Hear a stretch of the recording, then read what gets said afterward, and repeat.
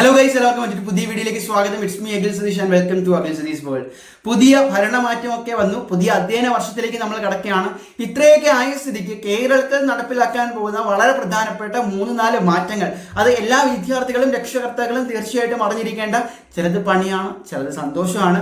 തീർച്ചയായിട്ടും ഈ വീഡിയോ മുഴുവനായിട്ട് കാണുക. നിങ്ങളുടെ ഫ്രണ്ട്സിലേക്ക്, നിങ്ങളുടെ ഗ്രൂപ്പ്സിലേക്ക് ഒന്ന് ഷെയർ ചെയ്യുക. ഈ ചാനൽ ഒന്ന് സബ്സ്ക്രൈബ് ചെയ്ത് വെച്ചേക്കുക. സോ കാര്യത്തിലേക്ക് കടക്കാം. ഒന്നാമത്തെ കാര്യം, നമ്മുടെ പുതിയ വിദ്യാഭ്യാസ മന്ത്രിയായിരിക്കും ഇനി വരാൻ പോകുന്നത്.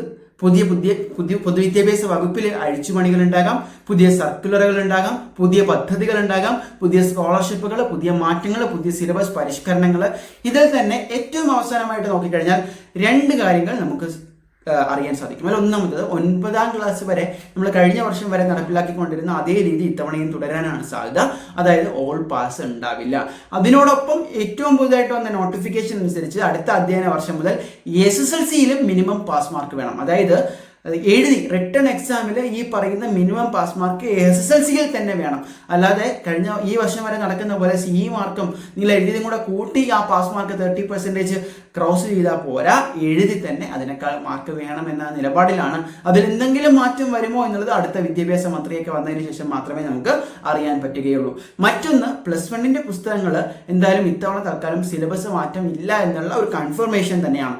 അതായത് അടുത്ത അധ്യയന വർഷം മുതൽ നിങ്ങളുടെ സിലബസ് കംപ്ലീറ്റ്ലി മാറും. പക്ഷെ ഇപ്പോഴത്തെ +1 സ്റ്റുഡൻസിന് അടുത്ത അധ്യയന വർഷം SSLC കഴിഞ്ഞ് +1ലേക്ക് കടക്കുന്ന സ്റ്റുഡൻസിന് എന്താണ്, നിങ്ങളുടെ സീനിയേഴ്സ് പഠിച്ച അതേ ടെക്സ്റ്റ് ബുക്കുകൾ തന്നെയാണ് എന്നുള്ളത് മനസ്സിലാക്കുക. ദെൻ ഈ അധ്യയന വർഷം മുതലായിരിക്കും പൂർണ്ണമായിട്ടും കോളേജ് വിദ്യാഭ്യാസം കേരളത്തിലെ ഗവൺമെന്റ് കോളേജുകളിൽ ഫ്രീ ആക്കാൻ ഉന്നത വിദ്യാഭ്യാസ വകുപ്പിന്റെ ആ തീരുമാനം യാഥാർത്ഥ്യമാകാൻ പോകുന്നത്, പ്രാക്ടിക്കലി നടപ്പിലാക്കാൻ പോകുന്നത്.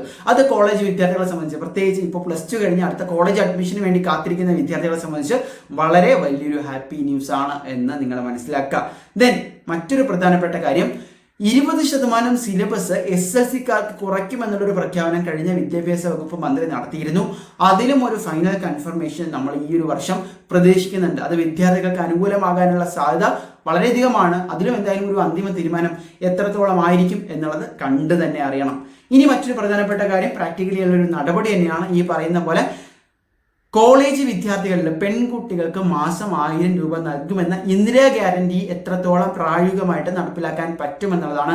അങ്ങനെയാണ് എങ്കിൽ വിദ്യാർത്ഥികളെ സംബന്ധിച്ച്, പ്രത്യേകിച്ച് പെൺകുട്ടികളെ സംബന്ധിച്ച് വലിയൊരു ഉണർവ് തന്നെയായിരിക്കും, പാരൻസിന് വലിയൊരു സപ്പോർട്ട് തന്നെയായിരിക്കും.